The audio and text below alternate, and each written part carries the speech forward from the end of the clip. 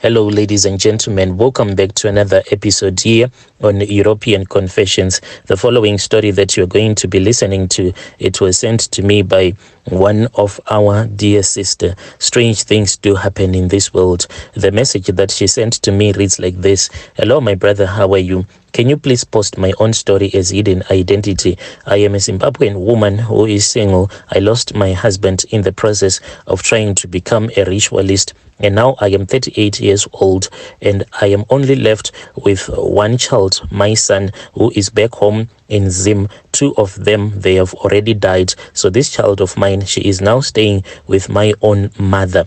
So for me to be where I am right now, I was robbed by this other man that I was cheating with on my husband at the time when I came to join up with my husband here in South Africa. Currently, I am working as a maid and I am working for this other South African woman who is a professional. So she usually travels around this province where I am staying. So she hired me so that I can look after her own child since she is not always at home. And I am grateful for that opportunity because I feel that I have fallen from grace. I am still trying to rebuild my own life, but this is my own secret that I am keeping in my own heart, and I just feel as if a weight is lifted off. I feel as if a weight, and me sharing with you my own story, I feel as if there is a big, and me sharing this story with you, I feel as if there is a heavy burden that is being lifted from my shoulders because I have been keeping this secret in my heart for many, many years. For it is a secret that I cannot share even with my friends or with my relatives because I know that they will hate me because of the things that I did. So my brother, when I was still back home in Zim, my husband was working here in South Africa. So the farm that he was working at, if you did not have a marriage certificate, then they would not allow you to stay with your own wife. So it was really difficult for us to go and get a marriage certificate because my relatives, they had said that since your husband did not pay the full bride price, therefore we cannot give you the authority to go and get married at the court, to have that court wedding. So me and my husband, we were stuck. So what my husband will do is that he would work at least for about 3 months, then he would come and visit me. So me and my husband, we eventually planned that it was far much better for me to come to South Africa as well, since this thing of him coming to Zim after each and every 3 months, it was putting a lot of strain on our relationship. So that is how I ended up being here in South Africa. So at the farms where my husband was working, there was nowhere where we could get cheap accommodation. So I had to stay in town. So whilst I was staying in town, at the flat where I was staying, that was where there was a lot of people that were from Malawi as well as DRC, and few people from Zim were staying at that flat. So since I was alone most of the times, then there was this other Malawian guy who was staying right next to our own apartment. So this guy, he was such a friendly guy and I became almost friends with him. He would ask me to cook for him, then he would pay me. Sometimes he would ask me to wash his work suits, then he would pay me as well. So we became like good friends. He then told me that he knew this other woman who wanted a maid. So she was a white woman who was looking for a maid. And then I went there with that guy. But to my surprise, when he introduced me to that white woman, he said that I was his wife. And later on, when I confronted him about this issue, he then said that this was the only way for me to get this job. And in the meantime, my husband had told me that he didn't want me to work. All that he wanted was for me to stay at home, because each and every weekend, like Friday night, he would come and he would be with me until Saturday or Sunday. That was when he would return back to that farm. But I spoke with my husband and I told him that I had to work so that I can assist him, since back home we were trying to renovate our old house that we had in the village. Finally, my husband, he then understood and he said, okay, it is fine. I am going to allow you to go to work. So I kept on working. But then that white woman, she said that because of the way that I was working for her, she said that she was impressed with me. So she wanted me to work for her whilst I was staying at her house. That is how I became a stay-in maid. So that guy who was from Malawi, regularly he would come, then we would just have a chit chat, because he said that this was the only way for me to keep on being employed by this woman, since she knew that guy from Malawi. So he did not want that woman to suspect that we were not actually husband and wife. This is how I started cheating on my husband with this man who was from Malawi. And when you are cheating on your husband, and this was like the first time to ever cheat on my husband, because when I had gotten married to my husband, I was still a virgin. So this was the first time to taste another man who was not my husband. And I got so crazy,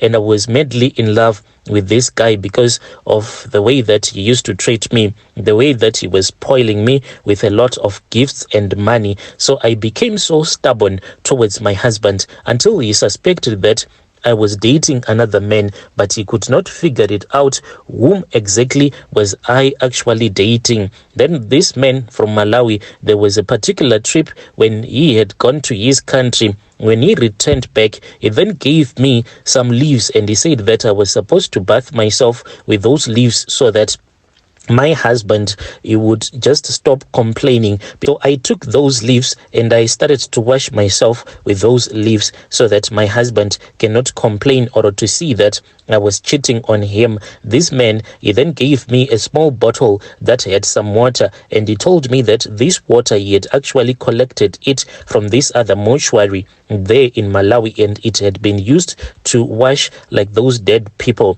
He told me that all that I had to do was to wait until my husband was fast asleep, and when my husband would be fast asleep, then I had to take a small towel or any soft cloth. Then I had to just make that soft cloth wet with that water that was taken from the mortuary. Then I had to wipe my husband's face from top going down so that he can almost become like a zombie. So I knew that if I could make a plan and visit my husband at that compound, at the farm compound, at that farm where he was still working, then I knew that at least he would be too tired, because on that farm they were working really hard. So I then told my husband that I missed him a lot, and he said, okay, I am going to speak with some of the guys that I stay with and see if they can allow me so that you can come here so that we can spend the night together. After that, he spoke with his roommates,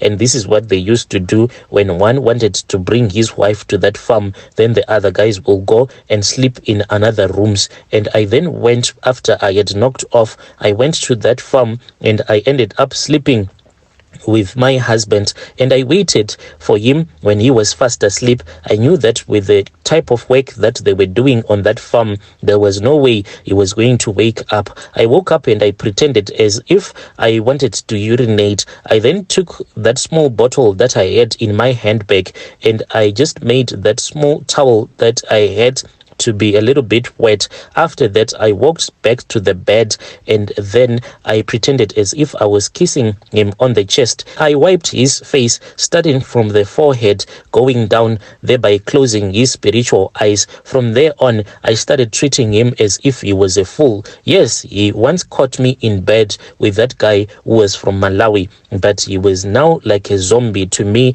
Anything that I wanted him to do, he will end up doing it. That is how I bewitched my own husband. So the moment that I saw that this man from Malawi, he knew a lot of traditional healers, I wanted more. I wanted to spice things up.